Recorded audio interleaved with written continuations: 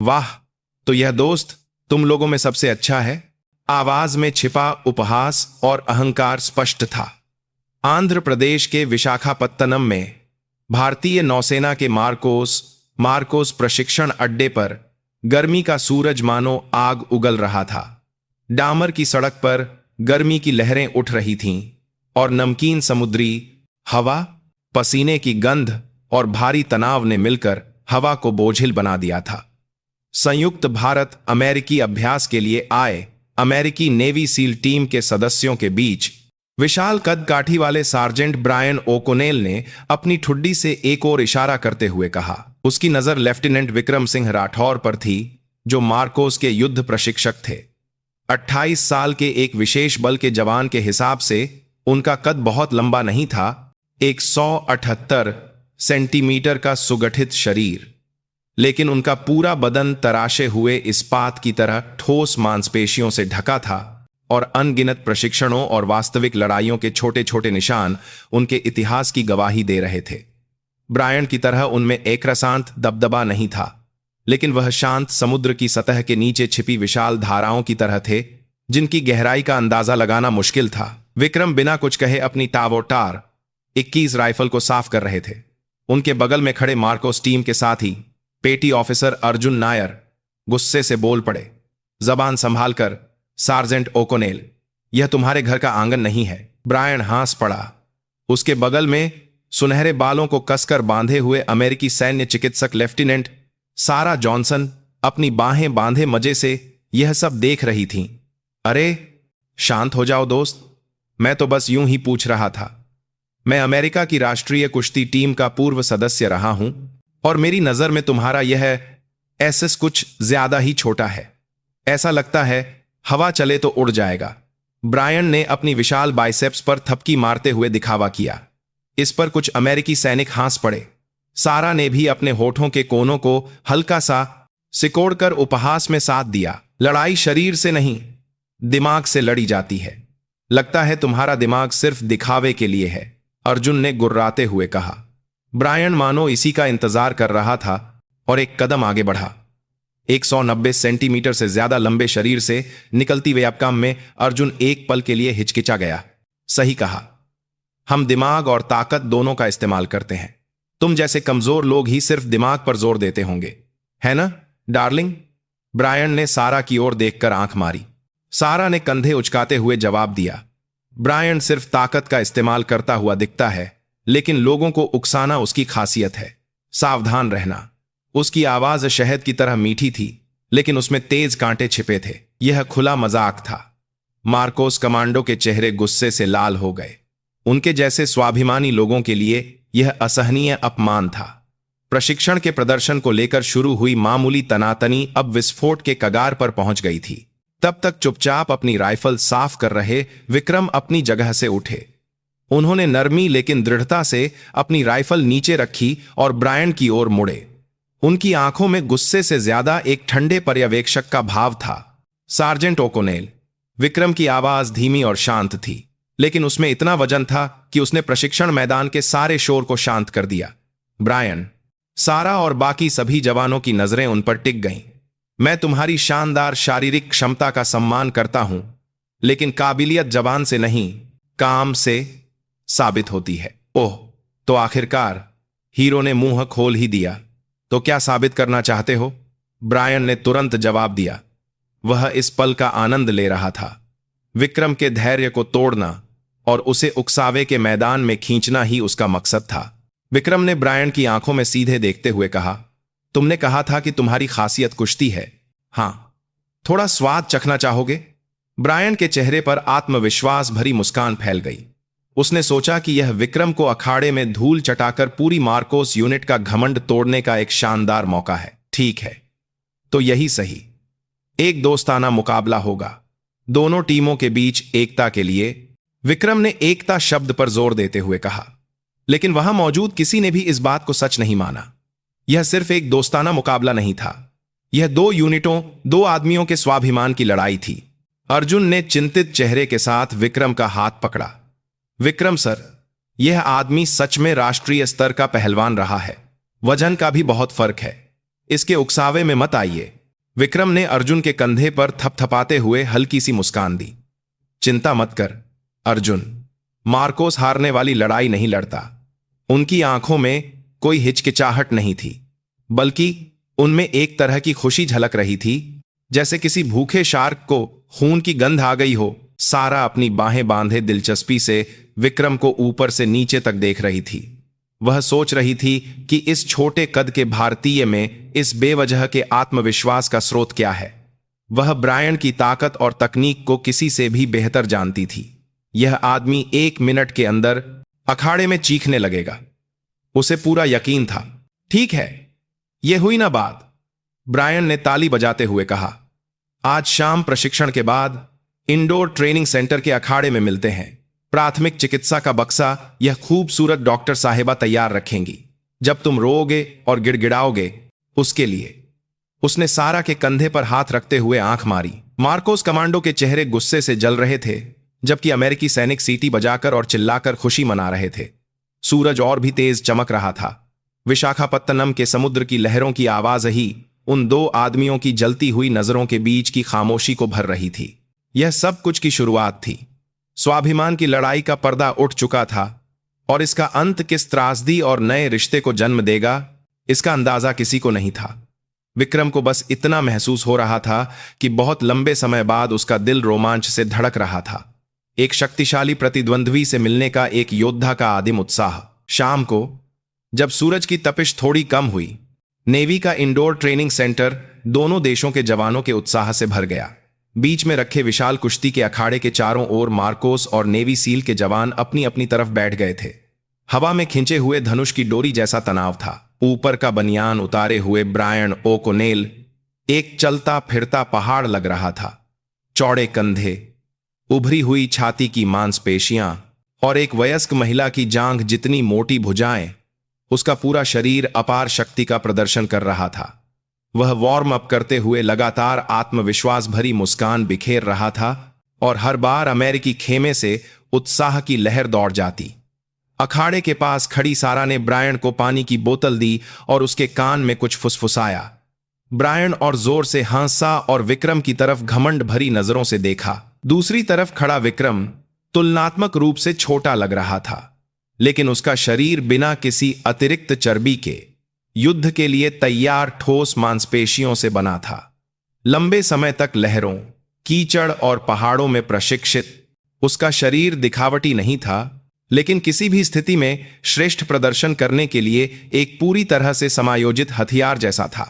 उसने अपनी आंखें बंद कर ली थीं और शांति से अपनी सांसों को नियंत्रित कर रहा था।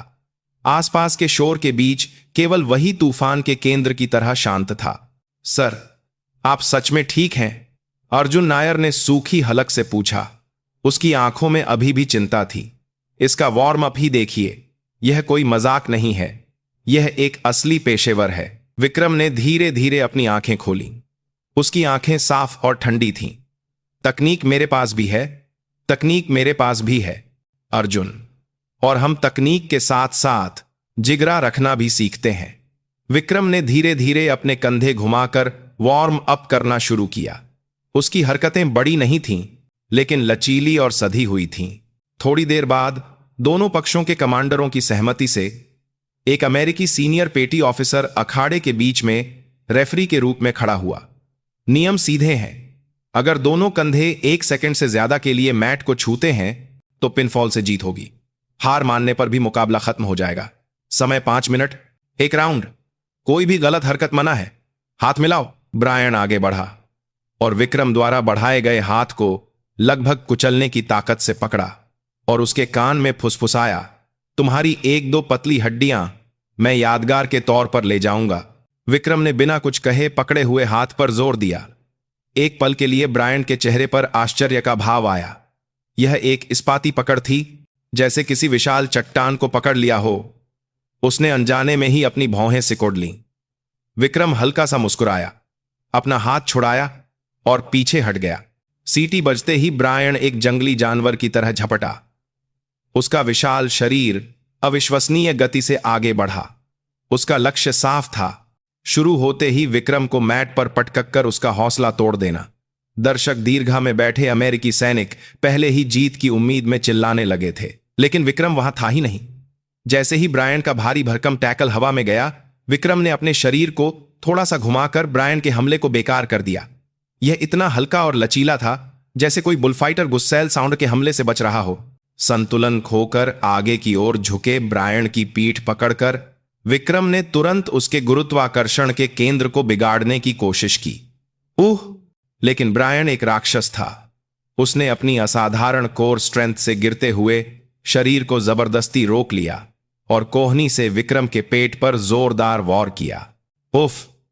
इस अप्रत्याशित हमले से विक्रम एक पल के लिए लड़खड़ाया।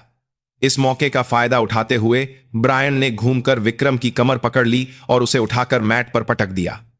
क्वैंग! एक जोरदार आवाज के साथ विक्रम की पीठ मैट से टकराई। मार्कोस जवानों के मुंह से निराशा की आह निकल गई। सारा यस! चिल्लाते हुए अपनी मुट्ठी भींच ली। खत्म कर दो इसे, ब्रायन! ब्रायन ने दहाड़ते हुए विक्रम के ऊपरी शरीर को दबाया। दोनों कंधों को मैट पर टिकाने की यह एक हताश कोशिश थी।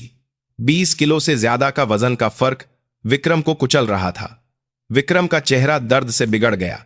सांस लेना मुश्किल हो रहा था। हार मान ले, नौसिखिए, यही तुझमें और मुझमें फर्क है, ब्रायन ने गुर्राते हुए और जोर से दबाया। लेकिन विक्रम की आंखों में अभी भी जान बाकी थी, बल्कि वे और भी ठंडी चमक रही थीं।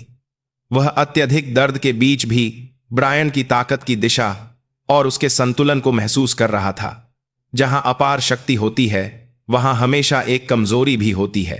विक्रम ने अपनी बची हुई ताकत से अपने पैरों से ब्रायन की कमर को लपेट लिया और जैसे ही ब्रायन ने अपना ऊपरी शरीर उठाने की कोशिश की, विक्रम ने अपने पूरे शरीर को घुमा दिया। यह कुश्ती की तकनीक नहीं थी, यह जीवित रहने के लिए सीखी गई मार्कोस की विशेष युद्ध कला और कला रिपेट्टू के सिद्धांतों का मिश्रण था। ब्रायन ने महसूस किया कि उसका शरीर पलट रहा है। उसका विशाल शरीर उसकी इच्छा के विरुद्ध बगल में लुढ़क गया। उसी पल विक्रम नरक से निकले किसी राक्षस की तरह उसके शरीर से बाहर निकला। स्थिति पल भर में उलट गई थी। अब ऊपर विक्रम था। उसने तुरंत ब्रायन की एक बांह को काबू में किया और एक आर्मबार लगाने की कोशिश की। ब्रायन के मुंह से दर्द भरी चीख निकल गई। राष्ट्रीय स्तर के पहलवान होने के बावजूद यह उसके लिए एक बिल्कुल नई और घातक जॉइंट लॉक तकनीक थी। कोहनी के लिगामेंट टूटने जैसा भयानक दर्द पूरे शरीर में फैल गया। हार मान लो, विक्रम ने धीरे से कहा। उसकी आवाज में कोई भावना नहीं थी। मजाक मत कर। ब्रायन ने अपनी बची हुई एक बांह से मैट पर जोर लगाकर उठने की कोशिश की। उसकी ताकत अभी भी जबरदस्त थी, लेकिन विक्रम ने जैसे उसकी हरकत का अंदाजा लगा लिया था, तकनीक छोड़कर पलक झपकते ही उसकी पीठ के पीछे चला गया और बिजली की गति से उसकी गर्दन पकड़कर रियर नेकेड चोक लगा दिया। काखक! कैरोटिड धमनी पर दबाव पड़ते ही ब्रायन की आंखों के आगे अंधेरा छा गया। वह ताकत नहीं लगा पा रहा था। ऑक्सीजन की आपूर्ति कटते ही उसका विशाल शरीर बेकार हो गया। उसने बचने के लिए छटपटाया, लेकिन गर्दन को जकड़े हुए इस्पाती हाथ ढीले नहीं पड़े। सारा अविश्वास से जमी हुई खड़ी थी। अमेरिकी सैनिकों का उत्साह भी कब का खत्म हो चुका था। ट्रेनिंग सेंटर में ब्रायन की हांफती सांसों और मार्कोस जवानों की सांस रोक देने वाली खामोशी के अलावा कुछ नहीं था। धीरे धीरे उसकी चेतना खो रही थी। वह हार स्वीकार नहीं करना चाहता था, लेकिन अगर वह ऐसे ही अड्डा रहा तो वह सच में बेहोश हो जाएगा। अपमान, गुस्सा और मौत का डर उसके दिमाग में एक साथ कौंध रहे थे। आखिरकार ब्रायन ने अपनी बची हुई ताकत से मैट पर 3 बार जोर से थपथपाया। टैप! आउट!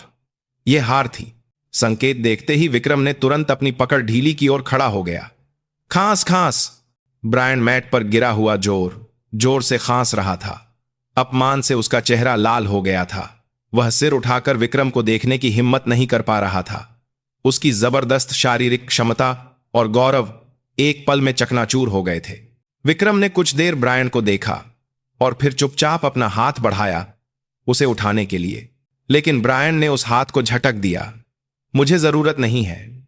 उसने नफरत और गुस्से से भरी आंखों से विक्रम को घूरा और फिर लड़खड़ाते हुए उठकर अमेरिकी खेमे की ओर चला गया। उसका स्वागत एक अजीब सी खामोशी ने किया। सारा ने घबराहट में उसे सहारा देने की कोशिश की, ब्रायन, तुम ठीक हो? दूर हटो। ब्रायन ने उसके हाथ को भी झटक दिया और ट्रेनिंग सेंटर से बाहर निकल गया। उसकी पीठ पर जैसे पराजित का दाग लगा हुआ था। उसकी पीठ को देखते हुए विक्रम के चेहरे पर एक कड़वी मुस्कान आई। वह तो बस प्रतिद्वंद्वी के घमंड को तोड़ना चाहता था। इस तरह की दुश्मनी मोल लेना उसका इरादा नहीं था, लेकिन जो होना था हो चुका था। तभी मार्कोस कमांडो एक साथ चिल्लाते हुए विक्रम की ओर दौड़े। सर, आपने कर दिखाया। आप ही हमारे असली प्रशिक्षक हैं। उस घमंडी याकी की नाक आपने जमीन पर रगड़ दी। अपने साथियों के उत्साह के बीच भी विक्रम का मन बेचैन था। उसकी नजर ट्रेनिंग सेंटर के एक कोने में अभी भी सदमे में खड़ी सारा पर पड़ी, जो उसे ही देख रही थी। अब उसकी आंखों में उपहास या मजाक नहीं था, बल्कि एक समझ से परे प्राणी को देखने जैसा सम्मान, थोड़ा सा डर और एक अजीब सी जिज्ञासा का मिश्रण था। विक्रम को एहसास हो गया, यह अंत नहीं बल्कि एक और शुरुआत थी, और यह एहसास जल्द ही एक भयानक हकीकत बनकर उसकी गर्दन पर शिकंजा कसने वाला था। एक अपमानित हारे हुए का गुस्सा हमेशा सबसे नीच और खतरनाक तरीके से सामने आता था। ब्रायन के साथ मुकाबले के कुछ दिनों बाद ट्रेनिंग बेस का माहौल काफी बदल गया था। अमेरिकी, खासकर ब्रायन के समर्थक मार्कोस कमांडो के प्रति खुली दुश्मनी दिखाने लगे थे। छोटी छोटी बातों पर झड़पें होने लगीं और संयुक्त अभ्यास के नाम पर दोनों टीमों के बीच एक अदृश्य दीवार खड़ी हो गई थी। ब्रायन उस दिन के बाद से चुप हो गया था, लेकिन उसकी आंखों में हमेशा एक जलती हुई चिंगारी रहती थी जो विक्रम की पीठ का पीछा करती थी।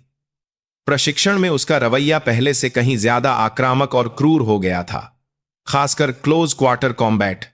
1-5 सेज ब्रायन उसका मंतार CQB में वह प्रतिद्वंद्वी को लगभग घायल करने की हद तक ले जाता था।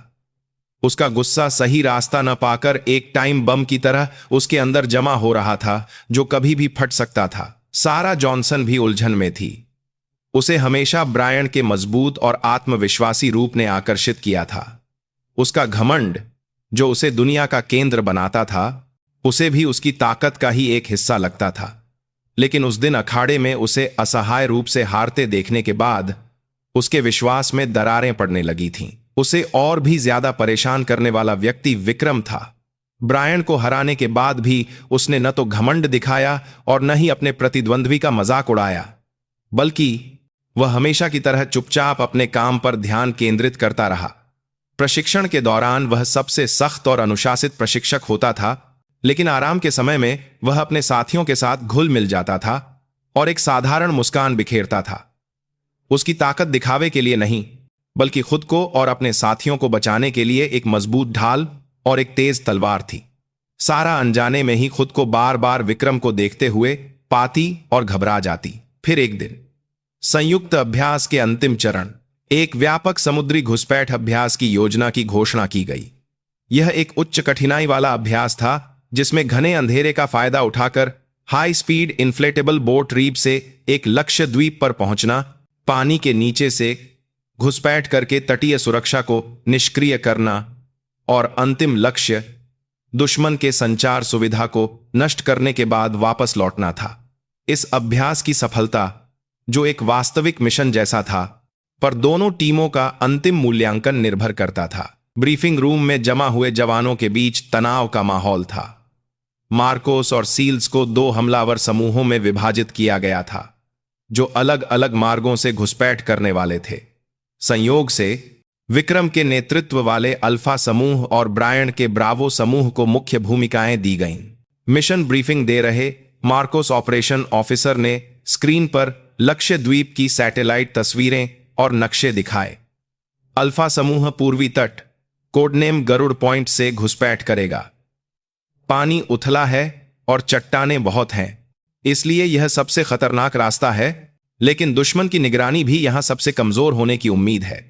ब्रावो समूह तुलनात्मक रूप से सुरक्षित दक्षिणी तटनाग पॉइंट से उतरेगा और अल्फा समूह को कवर और सहायता प्रदान करेगा। यह सुनकर कि सबसे खतरनाक रास्ता विक्रम की टीम को मिला है, ब्रायन के होंठ हल्के से मुड़ गए। सारा ने उसकी आंखों में एक भयानक चमक देखी। उसे किसी अनहोनी की आशंका होने लगी। इस अभ्यास में एक चिकित्सक के रूप में उसे भी किसी भी आपात स्थिति के लिए ब्रावो समूह के साथ जाना था। ब्रीफिंग खत्म होने के बाद जवान अपने अपने उपकरण तैयार करने के लिए बिखर गए।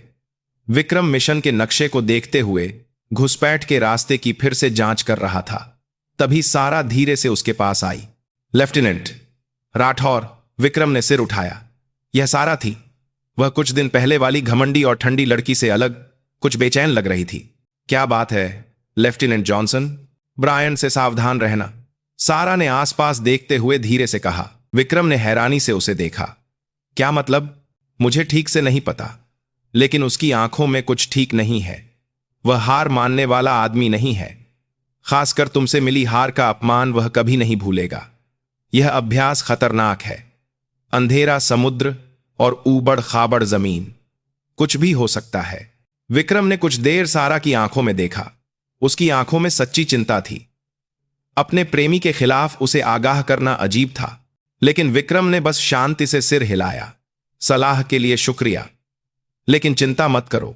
मेरी पीठ की रक्षा मेरे टीम के साथ ही करेंगे। विक्रम का जवाब आत्मविश्वास से भरा था, लेकिन उसने सारा के मन में एक अजीब सी हलचल पैदा कर दी।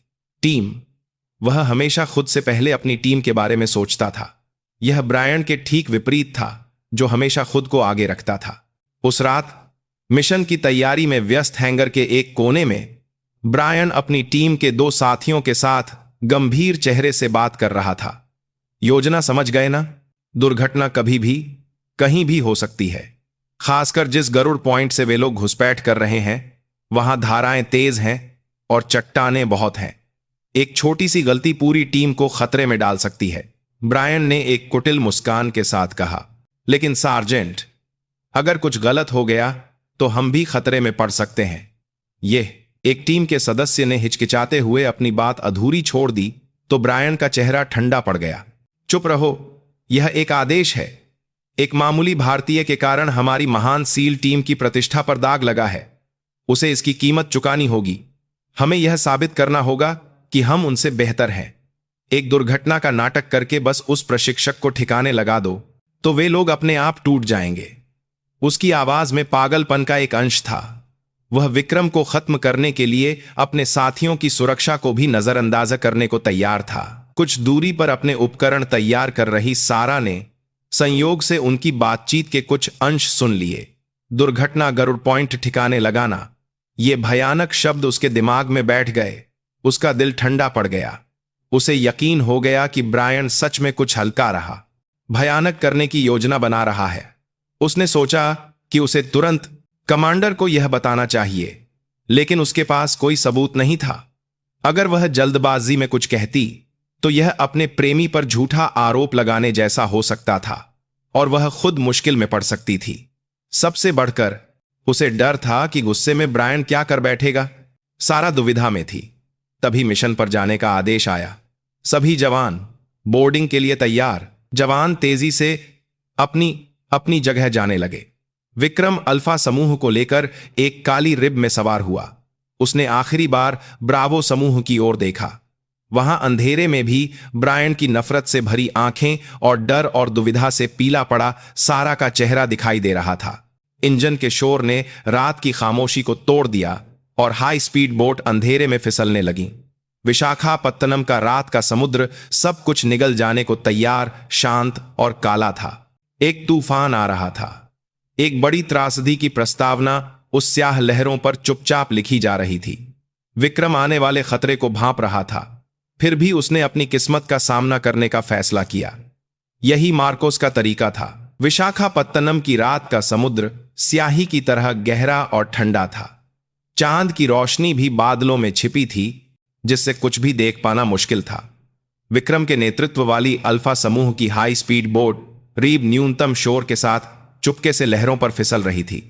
मोटर के शोर के बजाय नाव से टकराकर बिखरती लहरों की आवाज और जवानों की तनावपूर्ण सांसें ही रात की खामोशी को भर रही थीं। विक्रम ने नाइट विजन गॉगल्स पहने हुए सामने की ओर देखा। उसके बगल में टीम का डिप्टी लीडर और सबसे भरोसेमंद साथी अर्जुन नायर चुपचाप बैठा था। लक्ष्य से 300 मीटर दूर। धाराएं उम्मीद से ज्यादा तेज हैं। सभी अपने उपकरणों की अंतिम जांच करें। विक्रम का धीमा आदेश वायरलेस हेडसेट के जरिए टीम के सदस्यों तक पहुंचा। जवानों ने तुरंत अपने ऑक्सीजन रीब्रीदर डाइविंग गियर और वाटरप्रूफ हथियारों की जांच की।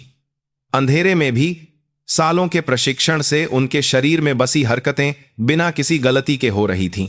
विक्रम ने भी अपने रीब्रीदर की जांच की।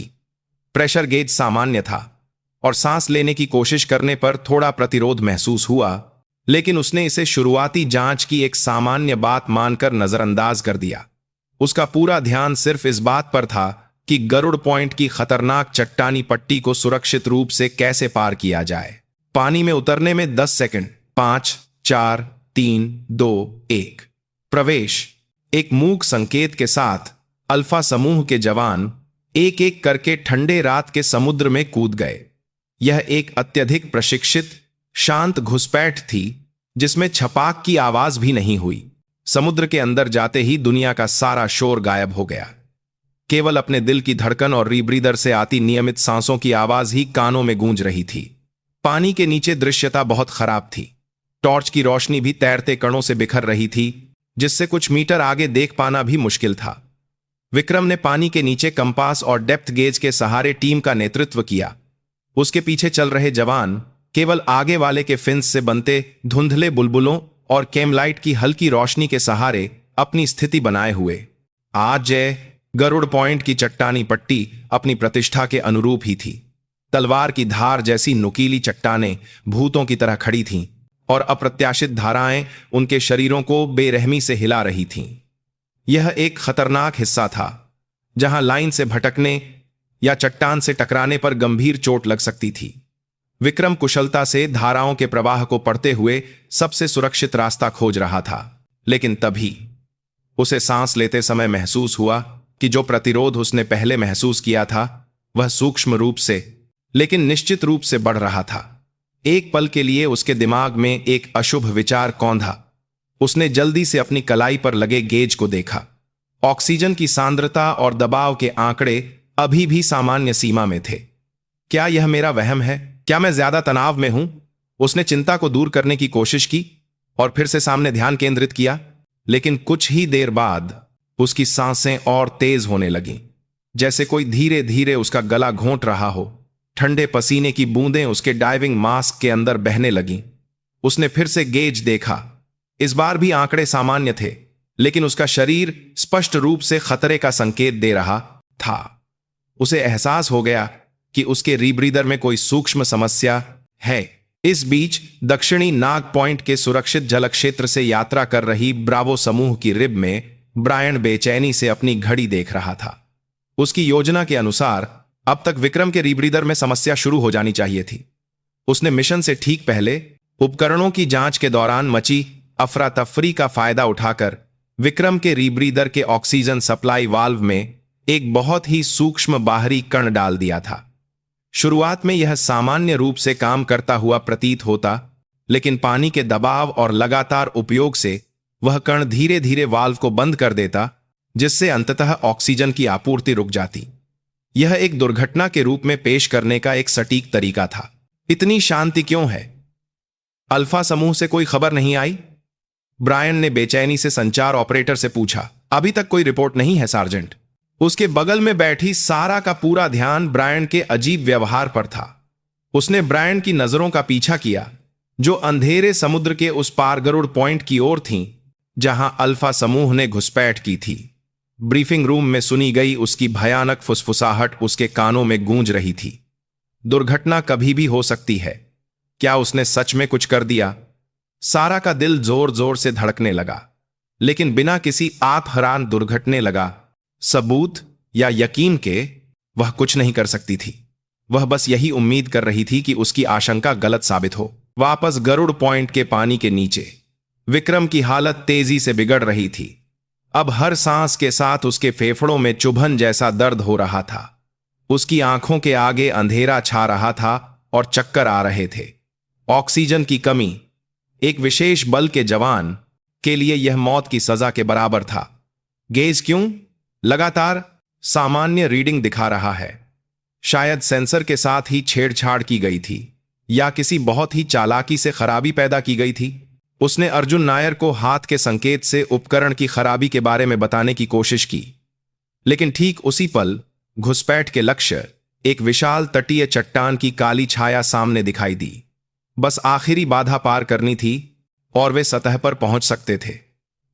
अगर मैं यहां कोई समस्या खड़ी करता हूं तो पूरी टीम खतरे में पड़ जाएगी। बस थोड़ा और सहना है। विक्रम ने अपनी असाधारण मानसिक शक्ति से दर्द को दबाया और अपनी बची हुई ताकत से फिंस चलाए। वह जवानों को लेकर चट्टान के ठीक नीचे उस जगह पर पहुंचा जहां लहरों का प्रभाव सबसे कम था। अब बस सतह पर चढ़ना था। उसने राहत की सांस लेने की कोशिश की। ठीक उसी पल उसका गला घोंटने वाला दबाव अपनी चरम सीमा पर पहुंच गया। हक, वाल्व पूरी तरह से बंद हो गया था।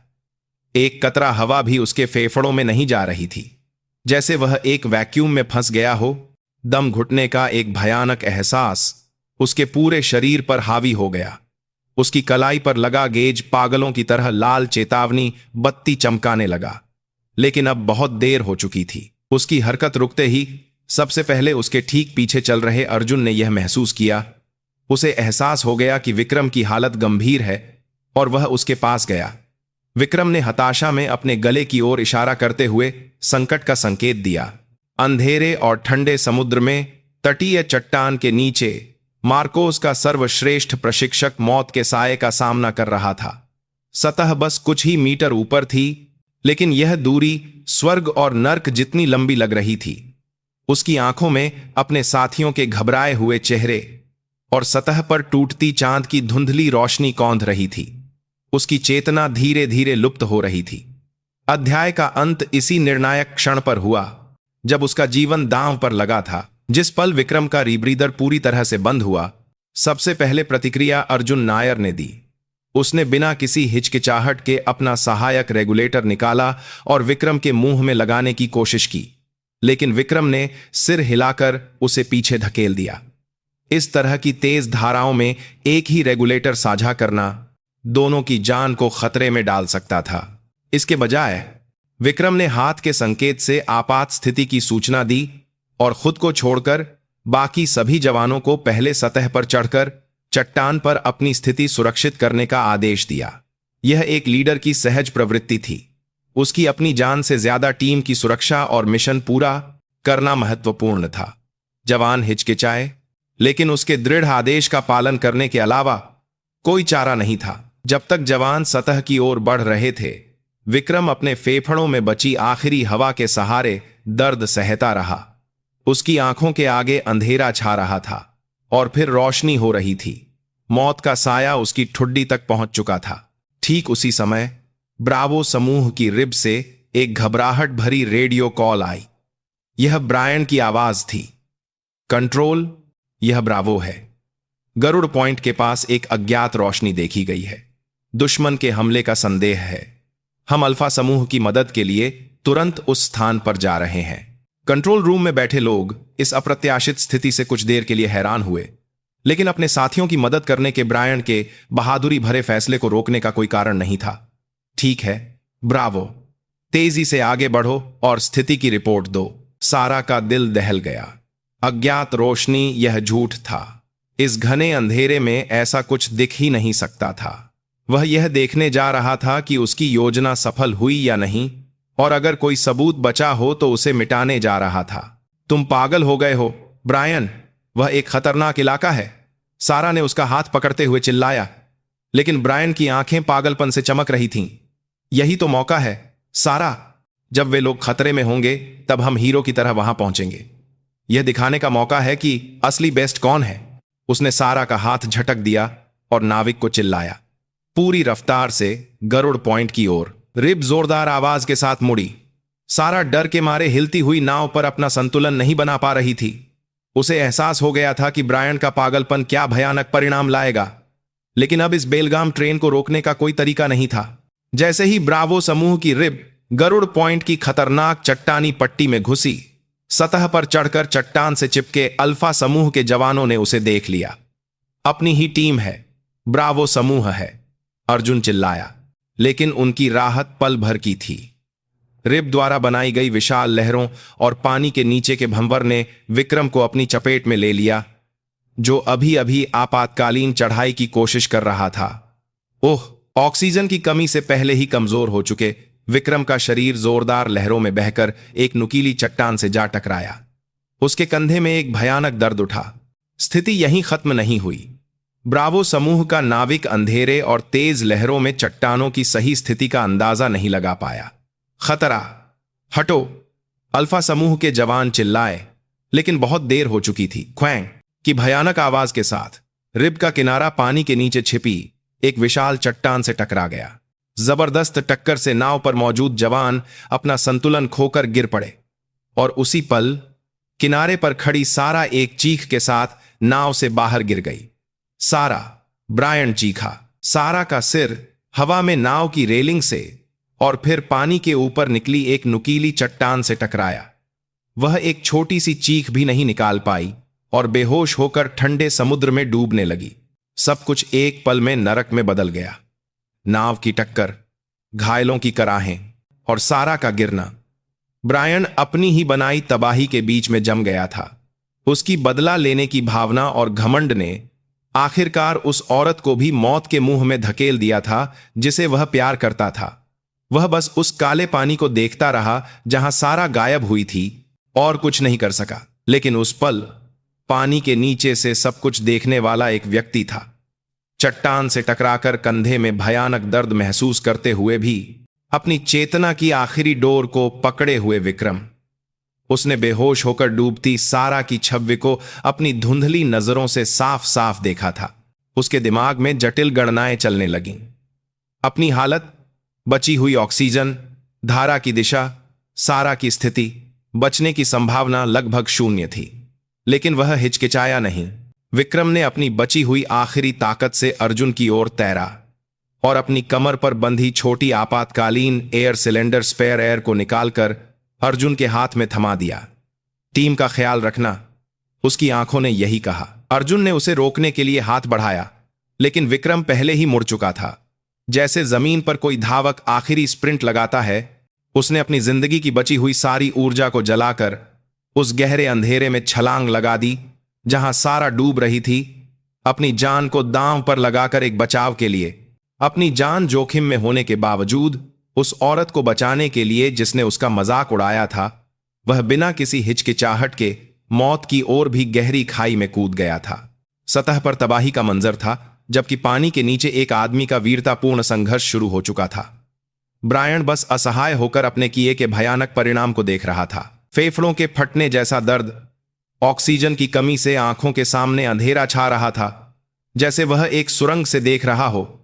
विक्रम का शरीर सहज रूप से हवा के लिए सतह की ओर जाने को कह रहा था, लेकिन उसकी इच्छा शक्ति दृढ़ता से उसे और भी गहराई में ले जा रही थी।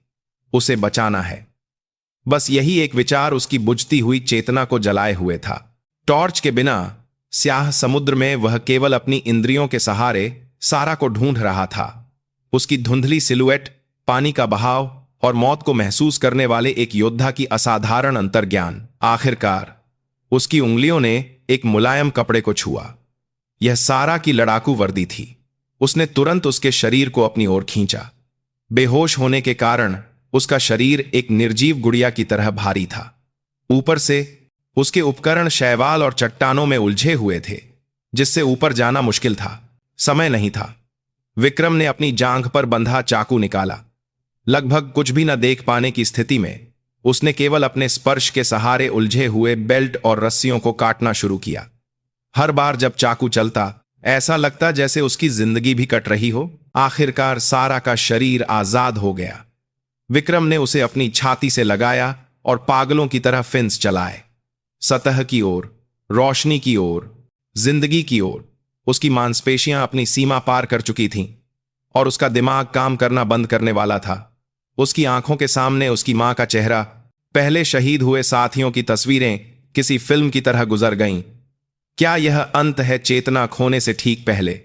उसने अपनी आखिरी ताकत से सारा के शरीर को सतह की ओर धकेल दिया और फिर उसका अपना शरीर हिलना बंद हो गया।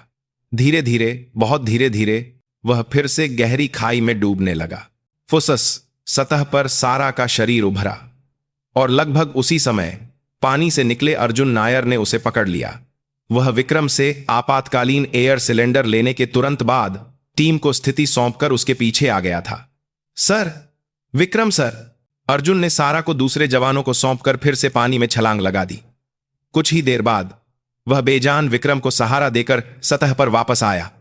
वह बेहोश है, जल्दी ऊपर खींचो। सतह पर अभी भी अफरा तफरी का माहौल था। टक्कर से आधी टूटी हुई ब्रावो समूह की रिब और अल्फा समूह के जवान किसी तरह एक ऊबड़ खाबड़ चट्टान पर टिके हुए थे। जवानों ने मिलकर विक्रम और सारा को चट्टान पर खींचा। लानत है, यह सांस नहीं ले रहा। अर्जुन ने चिल्लाते हुए विक्रम की छाती पर दबाव डालना शुरू किया। वह मार्कोस में सीखी गई आपातकालीन प्राथमिक चिकित्सा का हताशा में उपयोग कर रहा था। एक बार, दो बार, तीन बार, सभी सांस रोके देख रहे थे। प्लीज प्लीज आंखें खोलिए सर। अर्जुन की आंखों से गर्म आंसू बहने लगे। तभी कफ कफ की आवाज के साथ विक्रम के मुंह से ढेर सारा समुद्री पानी बाहर निकला और फिर जोरदार खांसी के साथ चमत्कारिक रूप से उसकी आंखें धीरे धीरे खुल गईं। सारा। होश में आते ही उसने सबसे पहले सारा के बारे में पूछा। वह यहां है सर, बेहोश है लेकिन नब्ज चल रही है। दूसरी तरफ सारा का इलाज कर रहे एक जवान ने चिल्लाकर कहा। तब जाकर विक्रम ने राहत की सांस ली और चट्टान पर लेट गया। उसके शरीर की सारी ताकत खत्म हो गई थी। वह एक उंगली भी नहीं हिला सकता था। यह सारा दृश्य टूटी हुई नाव पर ब्रायन एक स्तब्ध व्यक्ति की तरह देख रहा था। जिस आदमी को वह मारना चाहता था, उसने अपनी जान पर खेलकर उस औरत को बचाया जिसे वह प्यार करता था। इस एकरासांत सच के सामने उसका घमंड, स्वाभिमान और गुस्सा राख के ढेर में बदल गया। अब वह केवल एक हत्या का प्रयास करने वाला अपराधी था जिसने अपनी टीम और अपनी प्रेमिका की जान को भी खतरे में डाल दिया था। उसका चेहरा अपराधबोध, आत्मघृणा और गहरी निराशा से बिगड़ गया था। कुछ ही देर बाद स्थिति की सूचना मिलने पर मुख्यालय से भेजे गए बचाव हेलीकॉप्टर की गड़गड़ाहट ने रात के आसमान को चीर दिया। सर्चलाइट ने उस तबाही के मंजर को दिन की तरह रोशन कर दिया। हेलीकॉप्टर से उतरे बचाव दल ने तेजी से घायलों को स्ट्रेचर पर रखा। सारा को सिर पर पट्टी बांधकर स्ट्रेचर पर हेलीकॉप्टर में ले जाया जा रहा था। हेलीकॉप्टर में चढ़ने से ठीक पहले उसकी चेतना एक पल के लिए वापस आई। उसकी धुंधली नजरों में पूरी तरह से भीगा हुआ, थका हुआ विक्रम दिखाई दिया जिसे दूसरे जवान सहारा दे रहे थे। अब उसकी आंखों में मजाक या तिरस्कार नहीं था। उलझन, माफी और एक अवर्णनीय गहरी भावना के साथ उसने अपने बचाने वाले की छवि को अपने दिमाग में अंकित कर लिया। विक्रम की नजर भी स्ट्रेचर पर ले जाते समय उससे मिली। उसने बिना कुछ कहे बस धीरे से सिर हिलाया। यह एक मूक संकेत था कि वह ठीक है। जब सभी घायल हेलीकॉप्टर में चढ़ गए तो कमांडर बाकी जवानों के सामने खड़ा हुआ। उसकी नजर ब्रायन पर थी। Sergeant Brian ओकोनेल। कमांडर की आवाज बर्फ की तरह ठंडी थी। इस दुर्घटना के बारे में तुम्हें बहुत कुछ कहना होगा। तुम्हारे हथियार और उपकरण जब्त किए जाते हैं। अब से तुम्हें सभी कर्तव्यों से निलंबित किया जाता है और जांच पूरी होने तक हिरासत में रखा जाएगा। ब्रायन कोई प्रतिरोध नहीं कर सका। उसके अपने साथी भी उसे घृणा की दृष्टि से देख रहे थे। उसने सिर झुकाकर चुपचाप अपने हथियार सौंप दिए। यह एक सैनिक के रूप में उसके जीवन और एक इंसान के रूप में उसके स्वाभिमान का अंत था। हेलीकॉप्टर के प्रोपेलर ने तेज हवा के साथ उड़ान भरी। विक्रम ने हेलीकॉप्टर के अंदर से दूर होती उस अंधेरी चट्टान को देखा जहां विश्वासघात और नफरत ने घाव दिए थे। वहीं उसने विडंबना से मानवता और बलिदान का एक अंश देखा था। तूफानी रात गुजर रही थी, लेकिन उसे एहसास था कि असली तूफान तो अब शुरू होने वाला था। सैन्य अस्पताल, विशाखापत्तनम। दवाइयों की हल्की गंध नाक में आ रही थी। विक्रम खिड़की से बाहर दिख रहे अपरिचित शहर के नजारे को देख रहा था। उसे यहां आपात स्थिति में लाए हुए 2 दिन हो चुके थे। उसका बायां कंधा चट्टान से टकराने के कारण लिगामेंट फटने से पट्टी से कसकर बंधा हुआ था और ढेर सारा समुद्री पानी पीने के कारण फेफड़ों में अभी भी हल्का दर्द था। शारीरिक चोटों से ज्यादा उसे उस रात की यादें परेशान कर रही थीं। स्याह पानी का दबाव, फेफड़ों को निचोड़ने वाला दर्द, ब्रायन की नफरत भरी आंखें और बेहोश होकर डूबती सारा की छवि, ये सब टुकड़े टुकड़े होकर उसके दिमाग में घूम रहे थे। उसे गुस्सा नहीं आ रहा था। अजीब तरह से उसका मन शांत था। वह बस इस पर विचार कर रहा था कि इंसान का स्वाभिमान एक पल में कितना घिनौना राक्षस बन सकता है और उसकी कीमत कितनी भयानक हो सकती है। टक टक। दरवाजा खटखटाने की आवाज के साथ अर्जुन नायर फलों की टोकरी लेकर अंदर आया। सर, अब तबीयत कैसी है? सहने लायक है। अर्जुन, बाकी सब जवान सुरक्षित हैं। सब आपकी ही चिंता कर रहे हैं। खासकर अमेरिकी टीम तो आपको हीरो मान रही है। अर्जुन ने एक कुर्सी खींचकर बिस्तर के पास बैठ गया। वह कुछ देर हिचकिचाया, फिर धीरे से बोला, ब्रायन ओकोनेल की जांच पूरी हो गई है। विक्रम ने चुपचाप अर्जुन को देखा। निर्णायक सबूत आपका रीब्रीदर था। जांच में ऑक्सीजन सप्लाई वाल्व से जानबूझकर डाला गया एक धातु का छोटा टुकड़ा मिला। यह इस तरह से डिजाइन किया गया था कि पानी का दबाव बढ़ने पर यह वाल्व को बंद कर दे। बहुत ही शातिर तरीका था। उसकी झूठी रेडियो कॉल और ब्रावो टीम के जवानों की गवाही मिलने के बाद उसने सब कुछ कबूल कर लिया। उसने कहा कि यह उसकी प्रतिष्ठा पर लगे दाग का बदला था। अंत में उसे अपमानजनक रूप से सेवा से बर्खास्त कर दिया जाएगा और मुकदमे के लिए वापस अमेरिका भेज दिया जाएगा। एक सैनिक के रूप में उसका जीवन लगभग खत्म हो गया है।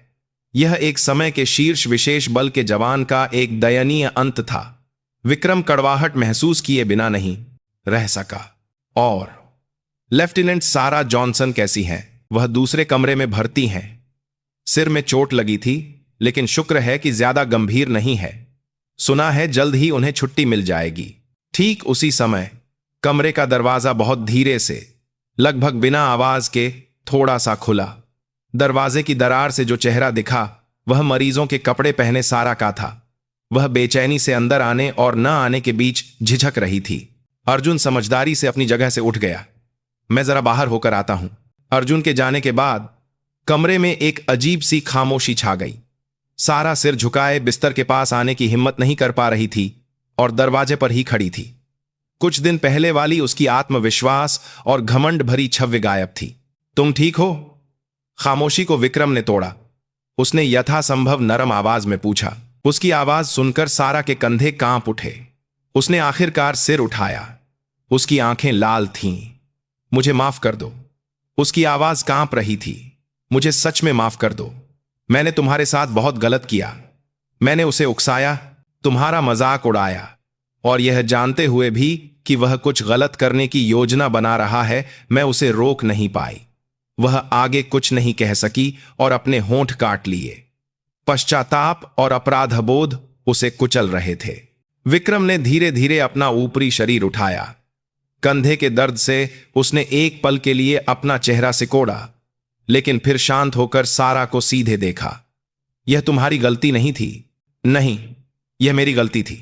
अगर मैंने थोड़ी और हिम्मत दिखाई होती तो यह भयानक घटना नहीं होती। तुम मरने वाले थे मेरी वजह से, सारा। विक्रम ने उसकी बात काटी। उसने पहली बार उसका नाम लिया था। मैं एक सैनिक हूं। एक सैनिक किसी भी स्थिति में अपना कर्तव्य पूरा करता है। उस रात मेरा कर्तव्य अपनी टीम को सुरक्षित रूप से लक्ष्य तक पहुंचाना और पानी में डूबी हुई तुम्हें बचाना था। बस इतना ही। इसलिए खुद को दोष मत दो। उसकी आवाज शांत थी, लेकिन उसमें दिलों को छूने वाली एक दृढ़ता थी। यह जीवन और मृत्यु के कई अनुभवों से गुजरे व्यक्ति की गहरी समझ और करुणा थी। लेकिन क्यों? सारा ने अविश्वास से पूछा। आपने मुझे क्यों बचाया? मैं तो आपकी दुश्मन जैसी थी। विक्रम ने खिड़की से बाहर देखा। पानी के अंदर कोई दुश्मन या दोस्त नहीं होता। न कोई राष्ट्रीयता, न कोई रैंक।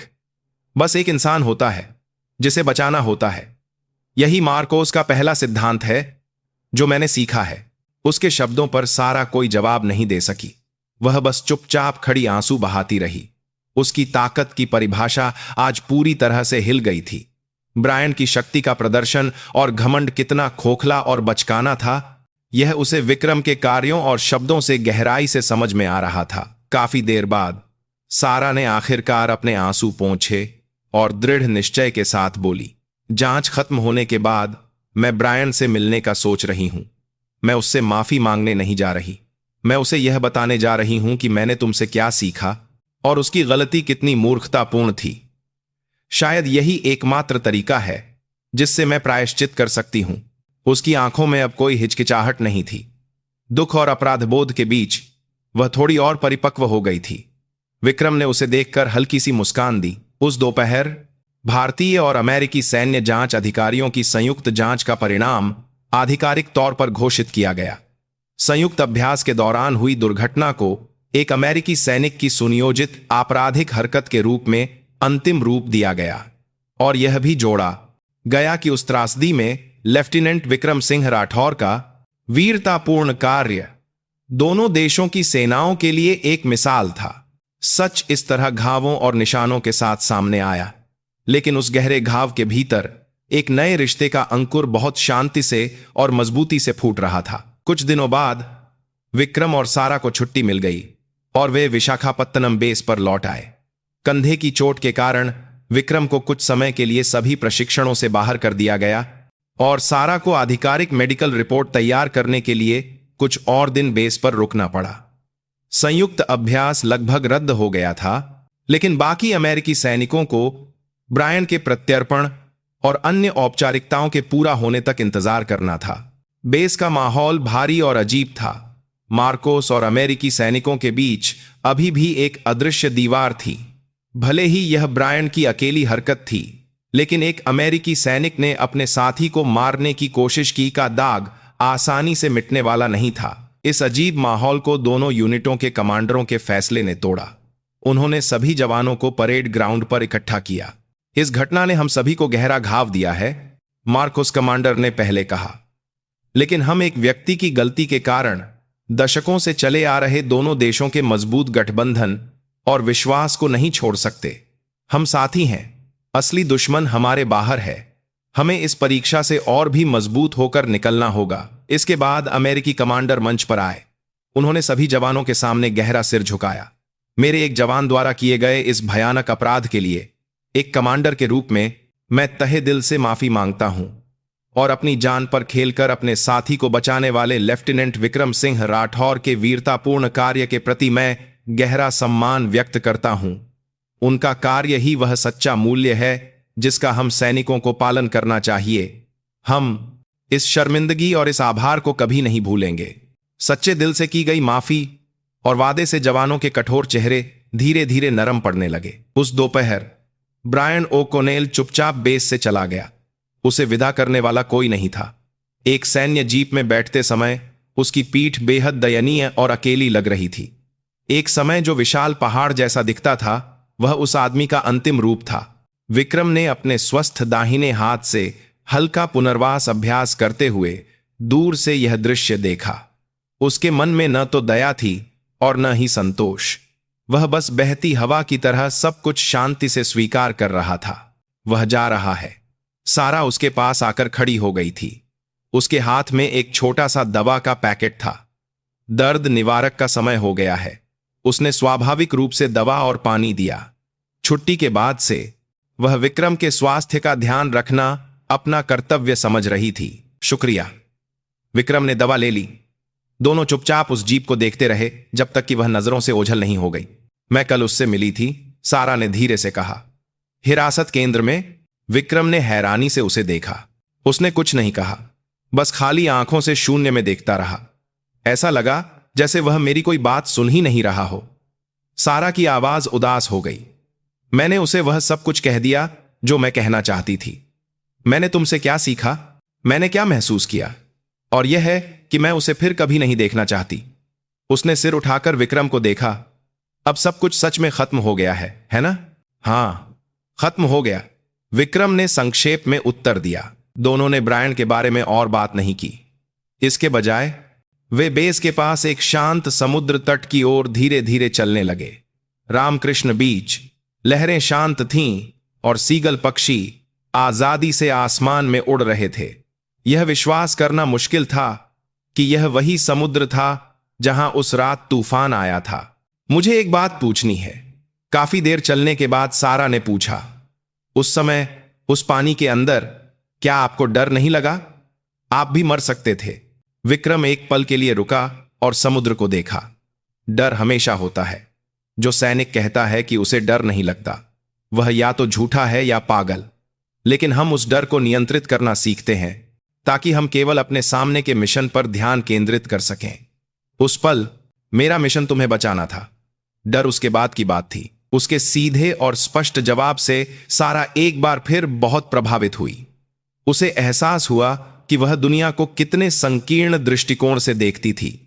ताकत मांसपेशियों के आकार या आवाज की ऊंचाई से तय नहीं होती। यह जिम्मेदारी, बलिदान की भावना और डर के बीच भी अपने विश्वासों पर टिके रहने की आंतरिक दृढ़ता से आती है। घर वापस जाकर मैं फिर से मेडिकल स्कूल में दाखिला लेने का सोच रही हूं, सारा ने अचानक कहा। सेना में आने से पहले मैं वहीं पढ़ती थी। मैं लोगों की जान बचाना चाहती थी, लेकिन कहीं रास्ता भटक गई थी। यह एक अच्छा विचार है। तुम एक बेहतरीन डॉक्टर बनोगी, विक्रम ने सच्चे दिल से कहा। उन्होंने समुद्र तट के पास एक छोटे से रेस्तरां में देर से दोपहर का भोजन किया। विक्रम ने उसे स्थानीय आंध्र समुद्री भोजन और लस्सी की पेशकश की। सारा ने पहली बार भारतीय भोजन चखा और उसे यह बहुत पसंद आया। उनकी अजीब पहली मुलाकात के विपरीत वे अब पुराने दोस्तों की तरह स्वाभाविक रूप से बात कर रहे थे। एक दूसरे के परिवार, बचपन के सपने, एक सैनिक के रूप में कठिन क्षणों के बारे में। उनका प्रशिक्षण अब बंदूकों और चाकुओं से नहीं, बल्कि दिलों से हो रहा था। एक दूसरे के घावों को भरना, विभिन्न संस्कृतियों को समझना और इंसान के रूप में विश्वास बनाना, यह किसी भी सैन्य प्रशिक्षण से ज्यादा महत्वपूर्ण और सार्थक था। कुछ दिनों बाद बाकी अमेरिकी सैनिकों की वापसी की तारीख तय हो गई। जाने से एक रात पहले दोनों टीमों ने एक छोटी सी विदाई पार्टी रखी। अब कोई अजीबपन या दुश्मनी नहीं थी। वे एक साथ हंसे, कंधे से कंधा मिलाकर उन छोटे लेकिन तीव्र समय को याद किया।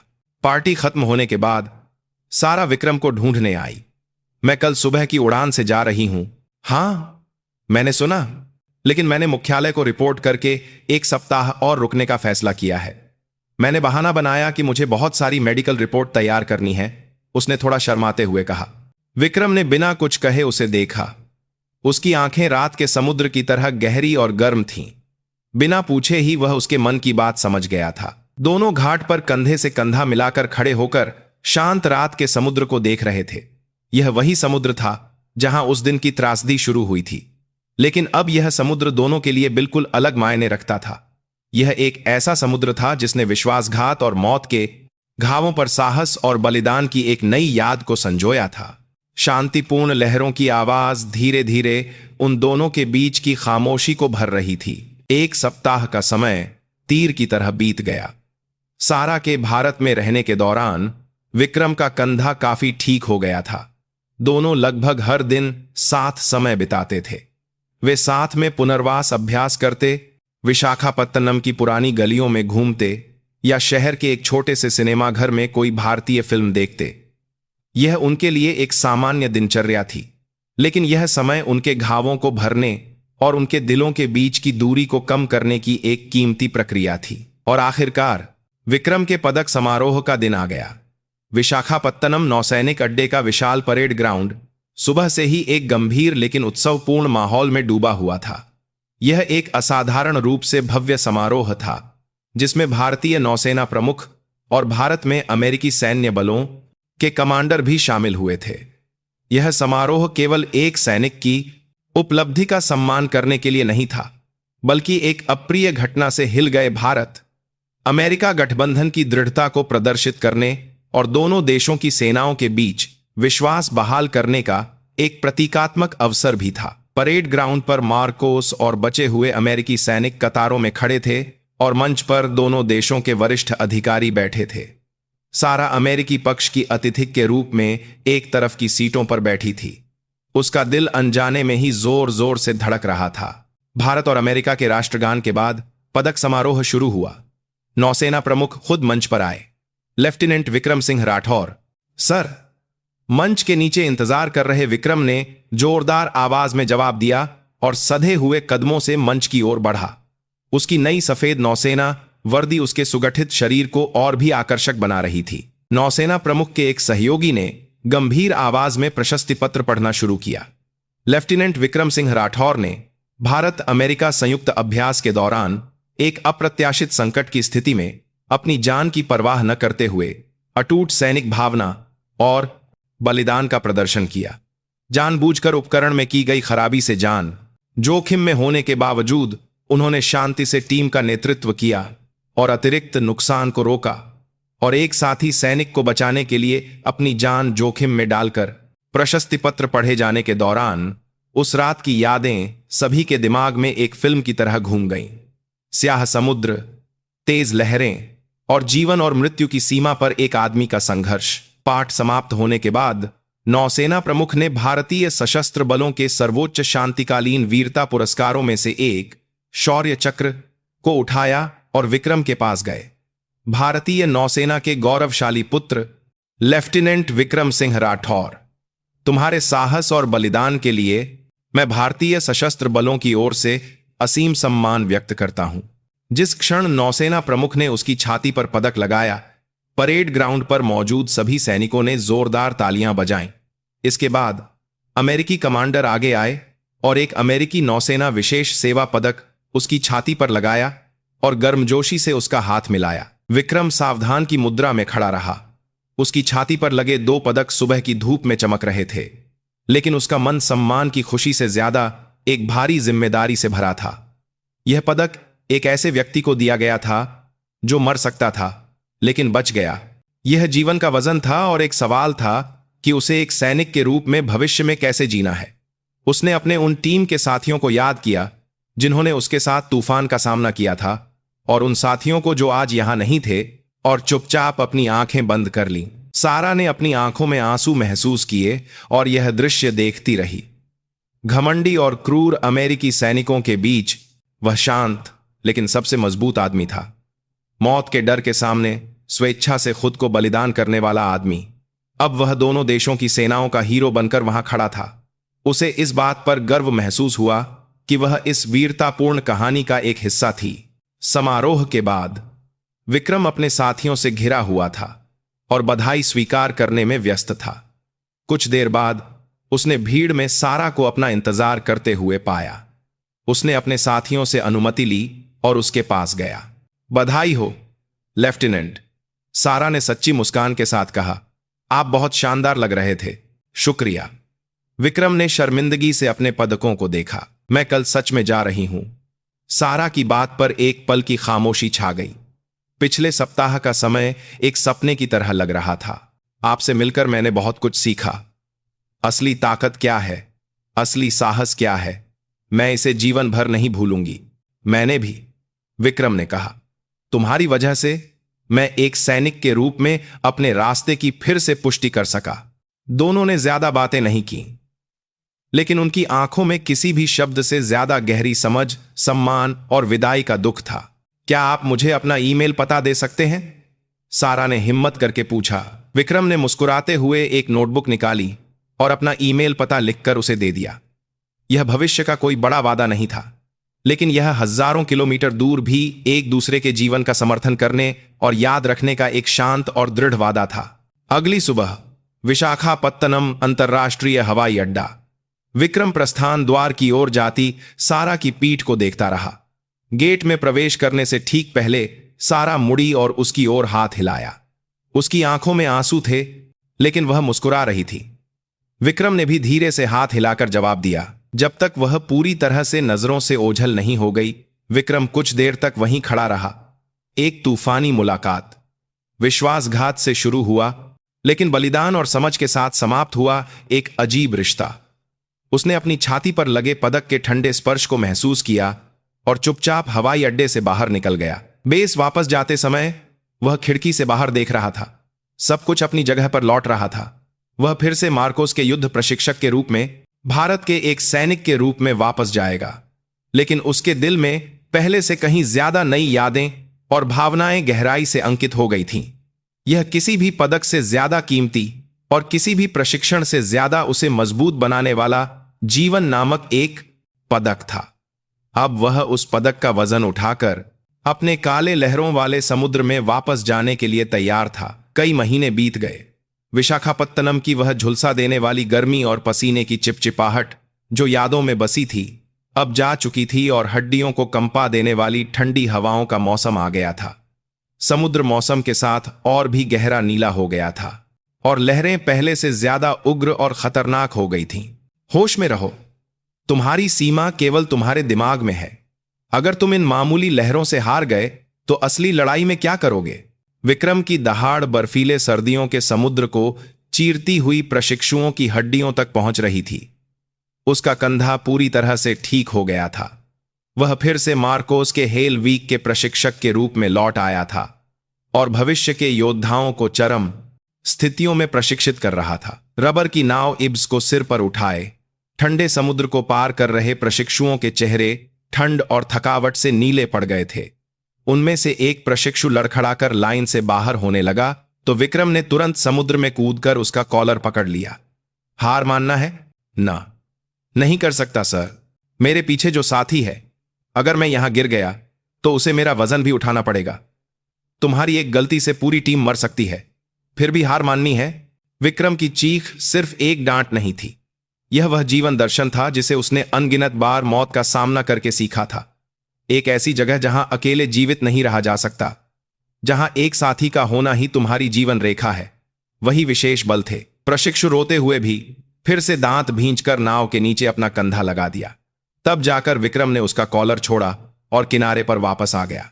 उसका प्रशिक्षण का तरीका अभी भी क्रूर और निर्दयी था, लेकिन उसे देख रहे प्रशिक्षुओं की आंखों में नफरत के बजाय सम्मान था।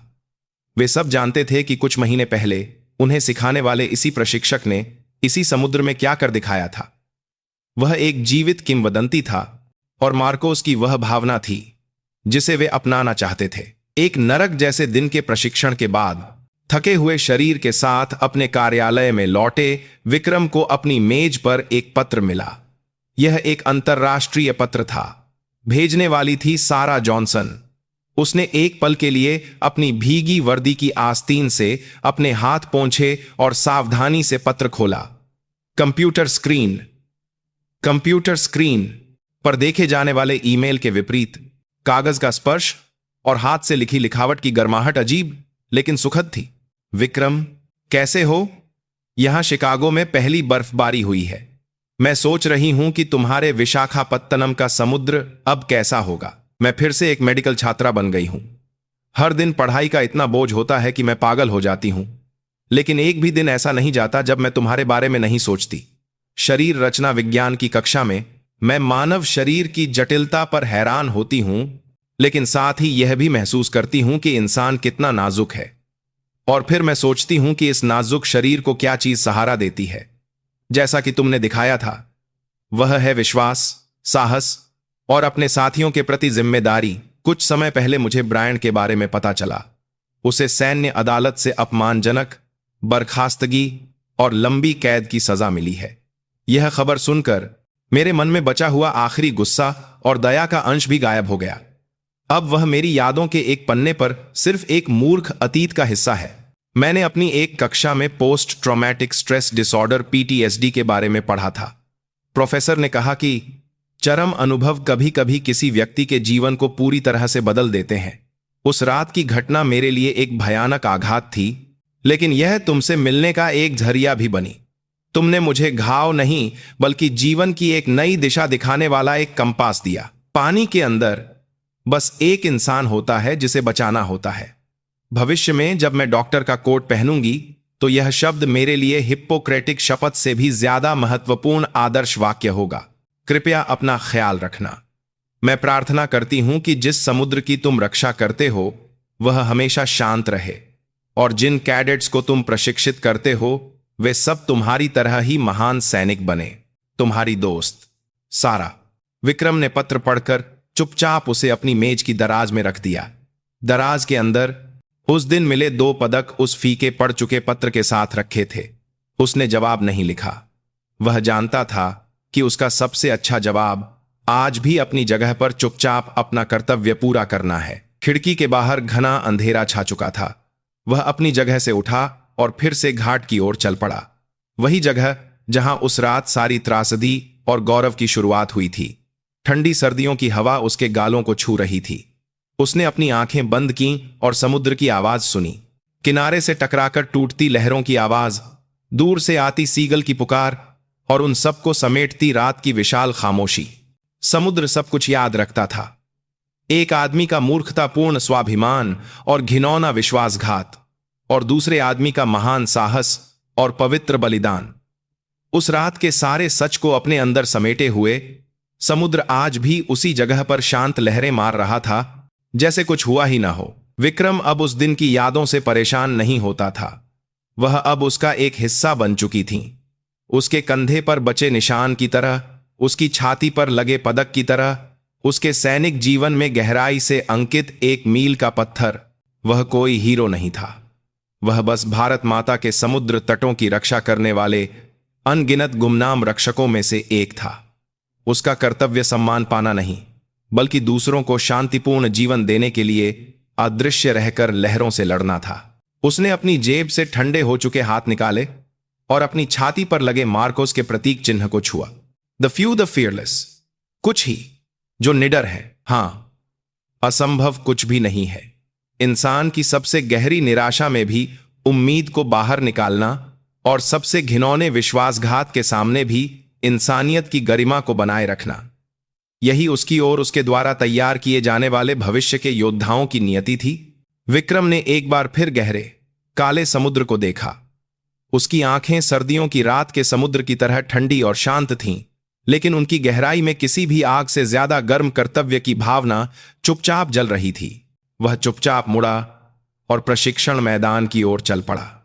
कल भी वह इसी समुद्र में नए योद्धाओं को तैयार करेगा। लहरों की आवाज उसकी मजबूत पीठ के पीछे से एक शाश्वत वादे की तरह धीरे धीरे गूंज रही थी।